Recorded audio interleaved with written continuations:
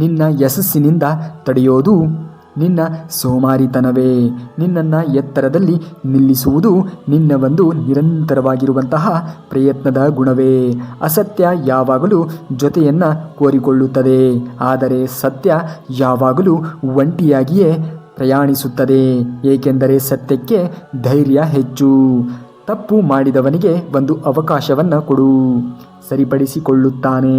ಆದರೆ ಮೋಸ ಮಾಡಿದವನಿಗೆ ಮಾತ್ರ ಯಾವ ಅವಕಾಶವನ್ನು ಕೊಡಬೇಡ, ಏಕೆಂದರೆ ಜೀವನದಲ್ಲಿ ಮರೆಯದೇ ಇರುವಂತಹ ಗಾಯವನ್ನು ಮಾಡುತ್ತಾನೆ.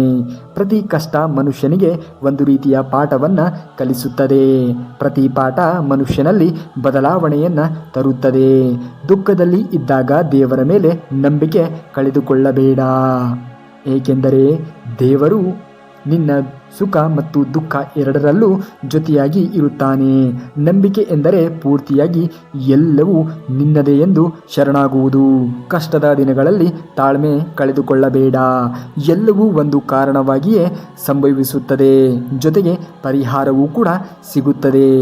ಆತಂಕ ಪಡುವಂತಹ ಅಗತ್ಯ ಇಲ್ಲ. ಜೀವನದಲ್ಲಿ ಏನಾದರೂ ಸಾಧಿಸಬೇಕೆನ್ನುವಂತಹ ವ್ಯಕ್ತಿ ಮೊದಲು ತನ್ನಲ್ಲಿರುವಂತಹ ಬಲವನ್ನು ಮತ್ತು ದೌರ್ಬಲ್ಯಗಳನ್ನು ಗುರುತಿಸಬೇಕು.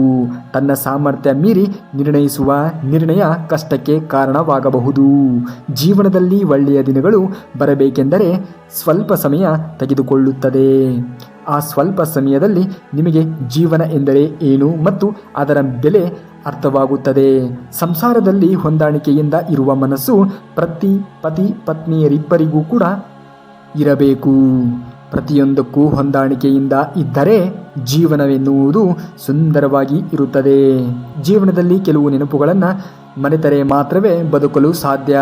ಹಾಗೆ ಕೆಲವು ಅನುಭವಗಳನ್ನು ನೆನಪಿಟ್ಟುಕೊಂಡರೆ ಮಾತ್ರ ಮರಳಿ ತಪ್ಪುಗಳನ್ನು ಮಾಡದಿರಲು ಸಾಧ್ಯ. ನಿಮಗೆ ಜೀವನದ ಎಲ್ಲ ಬಾಗಿಲುಗಳು ಮುಚ್ಚಿ ಹೋಗಿ ಭಯ ಆವರಿಸಿಕೊಂಡರೆ ನಮ್ಮ ಜೊತೆ ಭಗವಂತ ಇದ್ದಾನೆ ಅಂದುಕೊಳ್ಳಿ. ಸಮಸ್ಯೆಗಳು ತಾವಾಗಿಯೇ ಪರಿಹಾರವಾಗುತ್ತವೆ. ನಿಮ್ಮ ಮನಸ್ಸಿನಲ್ಲಿರುವಂತಹ ಭಯವೇ ನಿಮ್ಮ ಒಂದು ಮೊದಲ ಶತ್ರು. ನೀನು ಹಿಂದೆ ಇಡುವಂತಹ ಹೆಜ್ಜೆ ನಿನ್ನ ಮೊದಲ ಸೋಲು. ಬದಲಾಯಿಸದೇ ಇರುವಂತಹ ಗತದ ಬಗ್ಗೆ ಯೋಚಿಸುವುದಕ್ಕಿಂತ ಕೈಯಲ್ಲಿರುವ ಭವಿಷ್ಯತ್ತಿಗಾಗಿ ಶ್ರಮವಹಿಸಿ. ನಿಮ್ಮಲ್ಲಿ ಜ್ಞಾನವಿದ್ದಾಗ ಮಾತನಾಡುವುದಕ್ಕೆ ಮುಜುಗರ ಪಡಬೇಡಿ. ಅದೇ ಜ್ಞಾನವಿಲ್ಲದಿದ್ದಾಗ ಮೌನವಾಗಿರುವುದಕ್ಕೆ ಭಯವನ್ನು ಪಡಬೇಡಿ. ಆಗ ಮಾತ್ರವೇ ಏನಾದರೂ ಕಲಿಯಬಲ್ಲಿರಿ. ನಿನ್ನ ಜೀವನದ ಒಳ್ಳೆಯತನ ಇರುವುದು ಒಳ್ಳೆಯದೇ, ಆದರೆ ಅತಿಯಾಗಿರುವಂತಹ ಒಳ್ಳೆಯತನ ಮತ್ತು ಯೋಚಿಸದೆ ಮಾಡುವಂತಹ ಸಹಾಯ ನಿನ್ನ ಮೇಲೆ ಖಂಡಿತವಾಗಿಯೂ ಕೂಡ ಹೊರದೇ ಇರುವಷ್ಟು ಭಾರವನ್ನು ತಂದು ಒಡ್ಡುತ್ತದೆ. ಅದಕ್ಕೆ ಸಹಾಯ ಮಾಡುವಾಗ ಯೋಚಿಸಿ ಮಾಡುವುದು ಮುಖ್ಯ. ಸಾಲ ಮಾಡಿದರೆ ಜಾಗ್ರತೆ, ತಪ್ಪು ಮಾಡಿದರೆ ಸರಿಪಡಿಸಿಕೊಳ್ಳುವುದು ಅವಸರ. ಸಾಮರ್ಥ್ಯ ಮೀರಿ ಸಾಲ ಮಾಡಬೇಡಿ, ಇಲ್ಲದಿದ್ದರೆ ಈ ಎರಡು ನಿನ್ನ ಮುಳುಗಿಸುತ್ತದೆ. ತಪ್ಪು ಮತ್ತು ಸಾಲ ಮಾಡುವುದು ಅತಿಯಾಗಿರುವಂತಹ ಪ್ರಮಾದಕರ.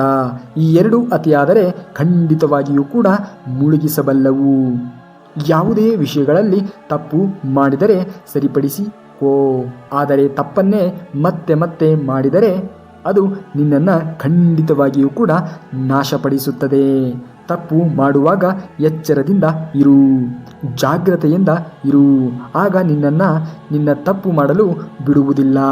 ಜಾಗೃತಿಯು ಮನುಷ್ಯನಲ್ಲಿ ಆಗುವಂತಹ ತಪ್ಪುಗಳಿಗೆ ಎಚ್ಚರಿಕೆಯ ಗಂಟೆಯನ್ನು ಬಾರಿಸುತ್ತದೆ.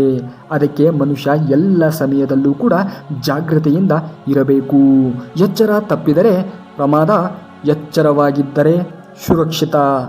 ಇನ್ನು ಸಾಲ ಮಾಡುವಾಗ ಸಾಮರ್ಥ್ಯ ಮೀರಿ ಸಾಲ ಮಾಡಬೇಡಿ. ನಮ್ಮ ಆರ್ಥಿಕ ಸಾಮರ್ಥ್ಯವನ್ನು ಪರೀಕ್ಷಿಸಿ. ಸಾಲ ಮಾಡುವುದು ತಪ್ಪಲ್ಲ, ಆದರೆ ಆರ್ಥಿಕ ಸಾಮರ್ಥ್ಯ ಮೀರಿ ಮಾಡುವಂತಹ ಸಾಲ ಪ್ರಮಾದಕರ. ಪ್ರತಿಯೊಂದಕ್ಕೂ ಒಂದು ಸಾಮರ್ಥ್ಯವಿರುತ್ತದೆ. ದೈಹಿಕ, ಮಾನಸಿಕ, ಆರ್ಥಿಕ, ಹೀಗೆ ಸಾಲವನ್ನು ಸಹ ನಮ್ಮ ಸಾಮರ್ಥ್ಯಕ್ಕೆ ಅನುಗುಣವಾಗಿ ನಾವು ಮಾಡಬೇಕು. ಇನ್ನು ಇದೇ ರೀತಿಯಾಗಿರುವಂತಹ ಮಾಹಿತಿಗಳಿಗಾಗಿ ತಪ್ಪದೇ ನಮ್ಮ ಚಾನಲ್ನ ಸಬ್ಸ್ಕ್ರೈಬ್ ಮಾಡಿಕೊಳ್ಳಿ ಅಂತೇಳಿ ಹೇಳ್ತಾ ಮುಂದಿನ ವಿಡಿಯೋದಲ್ಲಿ ಸಿಗುವವರೆಗೂ ಧನ್ಯವಾದ. ಕರುನಾಡಿಗೆ.